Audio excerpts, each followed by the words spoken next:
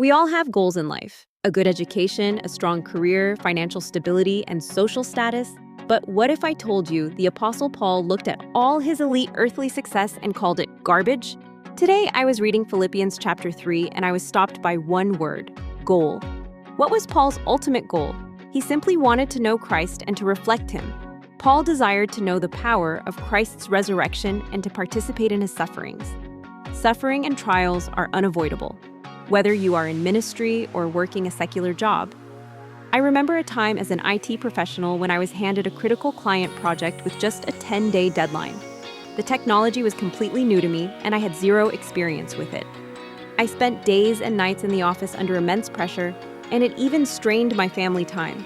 But God used that intense suffering, and by His grace, I completed the project single-handedly.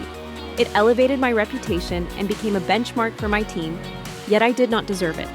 That talent came at that moment purely by the power of the Lord, and God uses our trials to push us to the next level. Paul also wanted to become like Jesus in his death, which means spiritual surrender rather than literal death. I once struggled with thought patterns that displeased the Lord, and I prayed desperately for change. He led me to Galatians 5:24 about crucifying the flesh, letting pride and lusts die on the cross. To become like Him, we have to let our pride, our desires, and our reliance on human wisdom die.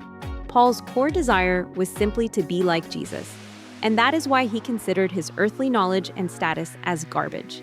Sometimes we hold tightly to worldly comforts, but if our true goal is becoming like Christ, we may need to sacrifice those attachments. We cannot hold the world in one hand and Christ in the other. I've written my experience on my blog with a link in the description. Lord, help us to have the heart of Paul and to seek Christ above all else.